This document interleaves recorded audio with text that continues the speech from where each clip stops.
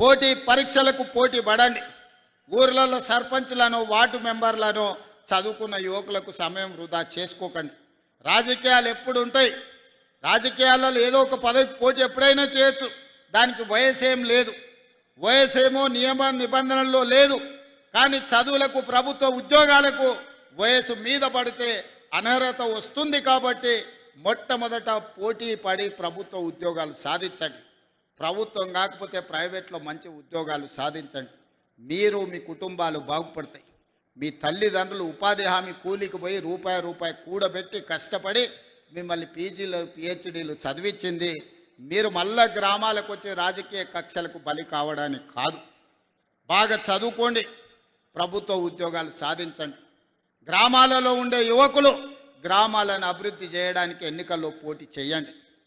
ఎన్నికల్లో గెలవండి, ప్రజలను గెలవండి. ప్రజల మనసు గెలిస్తే ఆటోమేటిక్గా పదవి వస్తుంది. నేనే ఉదాహరణ 2006లో నేను జడ్పీటీసీ ఇండిపెండెంట్గా గెలిచిన, 2007లో ఎమ్మెల్సీ ఇండిపెండెంట్గా గెలిచిన, 2009లో ఎమ్మెల్యేగా గెలిచిన, 2014లో ఎమ్మెల్యేగా గెలిచిన, 2019లో ఎంపీగా గెలిచిన, 2021లో కాంగ్రెస్ పార్టీ ప్రెసిడెంట్నైనా, 2023లో తెలంగాణ రాష్ట్రానికి ముఖ్యమంత్రి అయ్యి 2025లో మాధవన్న పక్కన నిలబడి ఈ రాష్ట్రాన్ని అభివృద్ధి పదం వైపు నడిపించాలనుకుంటున్నా. ఇవన్నీ ఎలా సాధ్యమైనాయంటే ప్రజలు ఆశీర్వదించితే సాధ్యమైనాయి. దళితులు, గిరిజనులు, ఆదివాసీలు, పేదవాళ్ళు, మైనారిటీలు అండగా నిలబడితేనే ఇవన్నీ కూడా ప్రజల ఆశీర్వాదంతో వస్తాయి, కొనుక్కుంటే రావు.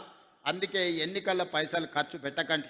ప్రజల మనసు గెలవండి, గ్రామంలో ఉండే సమస్యల్ని పరిష్కరించండి.